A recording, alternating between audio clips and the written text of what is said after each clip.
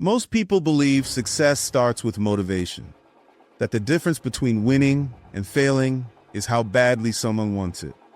But that idea doesn't survive contact with reality.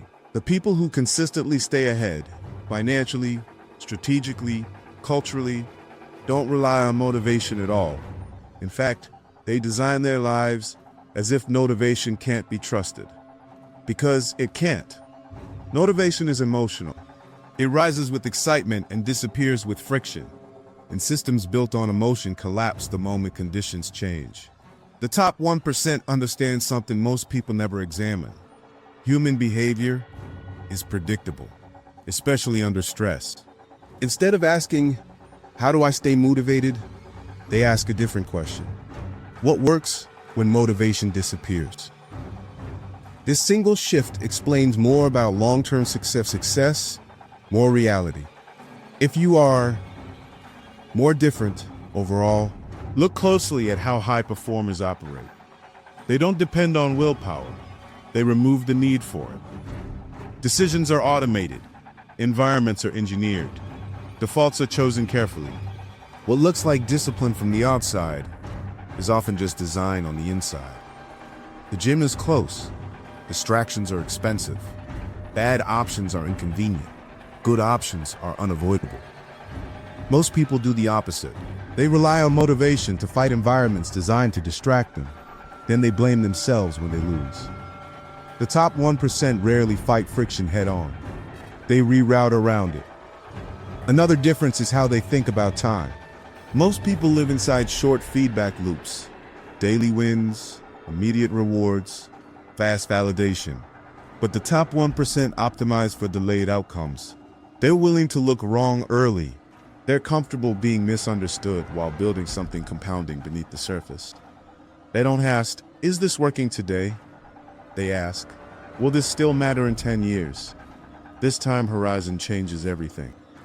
It affects what skills they learn, what relationships they invest in, what risks they take, and which ones they avoid.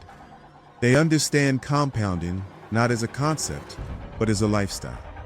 Small advantages, repeated consistently, create outcomes that look extraordinary only in hindsight.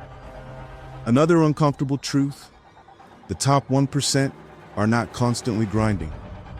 They're selective. They focus on leverage, not effort. They spend disproportionate energy on decisions that scale, systems, ownership, skills that multiply impact. Hard work is common, leverage is rare. This is why copying surface behaviors fails. Waking up early doesn't matter if you're working on low leverage problems. Hustling harder doesn't help if the structure itself is broken. The difference isn't how much energy they expend, it's where that energy goes. They also think differently about failure. Failure isn't personal, it's data. Instead of asking, "Why did this happen to me?" they ask, "What system produced this result?" This removes shame, and without shame, learning accelerates. Most people attach identity to outcomes. The top 1% attach identity to process. That's why they adapt faster.